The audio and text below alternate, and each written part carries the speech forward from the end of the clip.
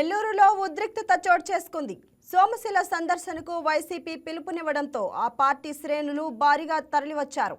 మాజీ మంత్రి కాకాణి ఆధ్వర్యంలో సోమశిల సందర్శనకు వైసీపీ నేతలు బయలుదేరారు. అయితే సోమశిల సందర్శనకు అనుమతి లేదంటూ పోలీసులు వారిని అడ్డుకున్నారు. వైసీపీ నేతలను మాజీ మంత్రి కాకాణి గోవర్ధన్ రెడ్డిని హౌస్ అరెస్ట్ చేశారు. రాయలసీమ లిఫ్ట్ ఇరిగేషన్ కు సీఎం చంద్రబాబు చరమగీతం పాడారని మాజీ మంత్రి కాకాణి గోవర్ధన్ రెడ్డి విమర్శించారు. చంద్రబాబు నిర్ణయం వల్ల జిల్లా రైతులు తీవ్రంగా నష్టపోతున్నారని, సోమశిలను సందర్శిస్తే ప్రభుత్వానికి నష్టం ఏంటని అంటున్న కాకాణితో మా correspondent Nagatej face to face. కూడా పోలీసులు హౌస్ అరెస్ట్ చేసిన పరిస్థితి. నేడు సోమశిల డ్యాం సందర్శన నేపథ్యంలో కూడా అందరూ కూడా హౌస్ అరెస్ట్ చేసి కూడా చేసిన పరిస్థితి. మనతోటి మాజీ మంత్రి కాకాని గోవర్ధన్ రెడ్డి ఉన్నారు. సార్తో మాట్లాడి మరిన్ని విషయాలు తెలుసుకునే ప్రయత్నం చేద్దాం. సార్ చెప్పండి, ఈ రోజున పోలీసులు మిమ్మల్ని రోడ్డుపై బయటించినప్పుడు కూడా హౌస్ అరెస్ట్ చేసిన పరిస్థితి. ఈ రోజు పర్యటన నుంచి రాబో రోజు కార్యాచరణ ఏంటి, ఏం చెప్తారు సార్ ఈ రోజున? అంటే చంద్రబాబు నాయుడు గారు చీకటి ఒప్పందాన్ని గురించి తెలంగాణ అసెంబ్లీ వేదికగా రేవంత్ రెడ్డి గారు స్పష్టం చేయడం జరిగింది. మాకేదైతే గతంలో అనుమానాలు ఉన్నాయో, అనేక సందర్భాల్లో మా నాయకుడు జగన్మోహన్ రెడ్డి గారు ప్రకటించారో, మాట్లాడారో, చంద్రబాబు నాయుడు అర్ధాంతరంగా సీమ లిఫ్ట్ ఇరిగేషన్ ఆపేశాడని చెప్పి దానికి ఊతమిస్తూ దాన్ని నిజం చేస్తూ రేవంత్ రెడ్డి గారి వ్యాఖ్యలు ఉన్నాయి. మేము రహస్యంగా మాట్లాడుకున్నాం. ఇండోర్ అంటే రహస్యంగా మాట్లాడుకున్నటువంటి మీటింగ్ లో చంద్రబాబు నాయుడు రాయలసీమ ఎత్తిపోతల పథకాన్ని ఆపివేశాడు అని చెప్పడం జరిగింది. రాయలసీమతో పాటు నెల్లూరు జిల్లాకి కరువు ప్రాంతం అనేటువంటి మెట్ట ప్రాంతం, ఈరోజు ఉత్తర కాలువ కానీ, హై లెవెల్ కెనాల్ కానీ వీటికి సంబంధించి నీరు ఇవ్వాలి అంటే సమృద్ధిగా నీరు అవసరపడతాయి. దానితో పాటు ఇప్పుడున్న నీరు అర్ధట్లు ఏర్పడి, నీటి కొరత ఏర్పడి అనేక సందర్భాల్లో నెల్లూరు జిల్లాలో రైతాంగం నీరు చివరి 2-3 తడులకు నీళ్లు లేక ఎండిపోయినటువంటి నేపథ్యం ఉంది. అటువంటి పరిస్థితుల్లో 800 అడుగు నుంచి రోజుకి 8 టీఎంసీలు చొప్పున తెలంగాణ నీరు తోడేస్తుంది. మనం ఒక 3 టీఎంసీల నీటిని వాడుకుందామని చెప్పి రాయలసీమ లిఫ్ట్ ఇరిగేషన్ ని ప్రారంభించి దానిని కొనసాగించాడు జగన్మోహన్ రెడ్డి గారు. కాబట్టి రాయలసీమ ప్రాంతానికి సంబంధించినటువంటి చంద్రబాబు దాన్ని నిర్వీర్యం చేసేటువంటి పని చేసుకుంటారు. రాయలసీమకు సంబంధించి ప్రాంతం కేవలం నెల్లూరు, సోమశిల, కండలేరు జలాశయం కాకుండా గాలేరు నగర, వెలుగోడు, హంద్రీనేవ ప్రాజెక్టు అందరికీ సంబంధించి రాయలసీమ మొత్తానికి కూడా ఒక సంజీవన్ లాగా పనిచేసేటువంటి ప్రాజెక్ట్. దాంతో పాటు నెల్లూరు జిల్లాకు కూడా ప్రధానమైనటువంటి వనరులు. వీళ్ళు వెళితే అది ప్రజల్లో చర్చ జరిగితే నాకు రైతుల పట్ల తీవ్రమైనటువంటి వ్యతిరేకత నా పట్ల కనపరుస్తారు. కాబట్టి రైతులకు నేను రైతు ద్రోహి చంద్రబాబు అనేటువంటి ముద్ర పడుతుందని ఆ భయం చంద్రబాబు నీడను కూడా నమ్మేటువంటి పరిస్థితులు లేడు. అందులో భాగంగానే ఈరోజు మేమందరం, నేను, చంద్రశేఖర్ రెడ్డి గారు, సంజయ్ గారు శాంతియుతంగా వెళ్ళి అక్కడ రైతుల సమక్షంలో మాట్లాడుతాం. మేమేమి అక్కడ ఏమైనా సోమశిల జలాశయానికి సంబంధించి ఏమన్నా దాన్ని ఇబ్బంది పెట్టడానికో, దాని మీద దాడి చేయడానికో, దానికి నష్టం కలిగించడానికో పోతే మీరు ఏదో ఒకటి చెప్పాలి.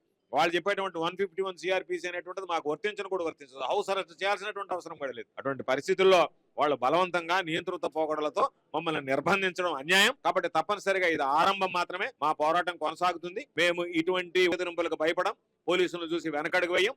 ఈ ప్రభుత్వం చెప్పినట్టుగా నడుచుకో. ఈ ప్రభుత్వం ప్రజల పక్షాన ఈరోజు నిలబడాల్సినటువంటి అవసరం ప్రతిపక్షంలో ఉన్న మా మీద ఉంది. ఈ ప్రభుత్వం ప్రజలకి, రైతులకి తీరని ద్రోహం చేసేటప్పుడు ప్రజల పక్షాన, రైతుల పక్షాన నిలబడి మా నాయకుడు జగన్మోహన్ రెడ్డి గారి నాయకత్వంలో మా పోరాటాన్ని కొనసాగిస్తాం. ఎమ్మెల్సీ చంద్రశేఖర్ రెడ్డి గారు సార్తో మాట్లాడారు. సార్ నమస్తే, ఈ రోజున లిఫ్ట్ ఇరిగేషన్ నేపథ్యంలో అందరూ కూడా హౌస్ అరెస్ట్ చేయడం, పెద్ద ఎత్తున కూడా పోలీసుల మధ్య తోపులాట చేయడం, ఎలా చెప్తారు సార్? ఇది ఈ రోజు కొత్త ఏం కాదు.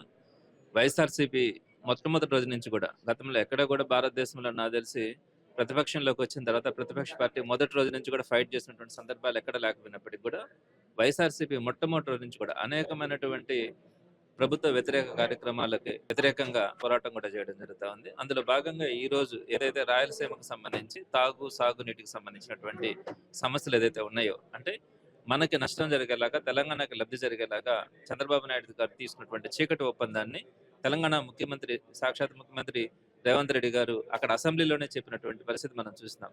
ఈ సందర్భంగా ప్రజలకు జరిగినటువంటి అన్యాయాన్ని, రైతులు పడుతున్నటువంటి బాధని, అంటే ఒకప్పుడు రాయలసీమ ప్రాంతంలో మంచినీళ్ళు కానీ, సాగునీరు కానీ లేక కరువు ప్రాంతంగా ఉండేది. మరి ఈ రోజు సస్యశ్యామలంగా ఉంది. ఆ రోజు జగన్మోహన్ రెడ్డి గారు, రాజశేఖర రెడ్డి గారు తీసుకున్న నిర్ణయాలు కావచ్చు, జగన్మోహన్ రెడ్డి గారు తీసుకున్నటువంటి నిర్ణయాలు కావచ్చు, వీటి వల్ల అయితే దానికి భిన్నంగా చంద్రబాబు నాయుడు గారు ఏమీ చేయకపోగా పైపెచ్చు నష్టం జరిగేలాగా తీసుకున్న నిర్ణయానికి భిన్నంగా వైఎస్ఆర్సీపీ ఈరోజు సోమశిల ప్రాజెక్టుని సందర్శించి రైతులతో పాటు అందరినీ కూడా తీసుకెళ్లి అక్కడ సందర్శించి అక్కడ ఉన్నటువంటి వాస్తవ పరిస్థితిని ప్రజలకు కానీ, రాష్ట్రానికి కానీ తెలియచేయాలన్న ఆలోచనతో ఈరోజు శాంతియుతంగా వెళ్ళడానికి ప్రయత్నం చేయడం జరిగింది. అయితే ఉదయం 7 గంటల నుంచి కూడా అందరినీ హౌస్ అరెస్ట్ చేసిన పరిస్థితి ఉంది. పైపెచ్చు వాళ్ళు ఇచ్చినటువంటి నోటీసులో ఏమని రాసినారంటే మీరు అక్కడికి వెళ్తే శాంతి భద్రతలకి విఘాతం కలుగుతుంది అని చెప్పి రాసి ఇచ్చినారు. అంటే మీరు డిసైడ్ అయినారు అంటే వీరందరికీ కూడా రైతులందరూ కూడా సంఘీభావంగా మీతో పాటు వస్తారని, రైతులు చేసే నిరసన కార్యక్రమాలతో ప్రభుత్వానికి ఇబ్బంది కలుగుతుంది అని చెప్పి మీరు భావించి ఈ రోజు లాఠీ చార్జీ కూడా చేసినటువంటి పరిస్థితి. తప్పకుండా కూడా వైఎస్ఆర్సీపీ చాలా యాక్టివ్ గా కూడా పనిచేస్తుందని తెలియజేస్తాను. రాబో రోజు దీనిపై కార్యాచరణ ఏ విధంగా ముందుకెళ్ళబోతున్నారు సార్? ఖచ్చితంగా ప్రజల పక్షాన వైఎస్ఆర్ కాంగ్రెస్ పార్టీ ఎప్పుడు ఉంది. జగన్మోహన్ రెడ్డి గారు ఎప్పుడు ప్రజల పక్షాన ఉంటారు. ఏదైతే రాయలసీమ నెల్లూరు జిల్లా సంబంధించి ప్రధానమైనటువంటి ప్రాజెక్టు సోమశిల కండలేరికి రాయలసీమ ఎత్తిపోతల పథకం వల్ల నీరు కాచినందువల్ల ఖచ్చితంగా నష్టం వస్తుంది. త్రాగునీరు కావచ్చు, సాగునీరు కావచ్చు. ఖచ్చితంగా నెల్లూరు జిల్లా ప్రజలు, తిరుపతి నెల్లూరు జిల్లా ప్రజలు ఇద్దరు కూడా నష్టపోయే పరిస్థితి ఉంది. కాబట్టి దీంట్లో ఖచ్చితంగా మేము ప్రజా ఉద్యమాలు చేస్తాము. జగన్మోహన్ రెడ్డి గారి నాయకత్వంలో, జిల్లాలో గోవర్ధన్ రెడ్డి గారి నాయకత్వంలో ప్రజల పక్షాన, రైతుల పక్షాన నిలబడడానికి వైఎస్ఆర్ కాంగ్రెస్ పార్టీ ఎప్పుడు సిద్ధంగా ఉంటుంది. ఖచ్చితంగా దీన్ని సాధిస్తుంది.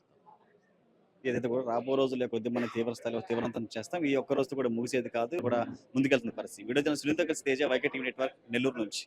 హాయ్ వ్యూయర్స్, ఈ వీడియో మీకు నచ్చినట్లయితే లైక్ కొట్టి షేర్ చేసి వైకే టీవీని సబ్స్క్రైబ్ చేసుకోండి.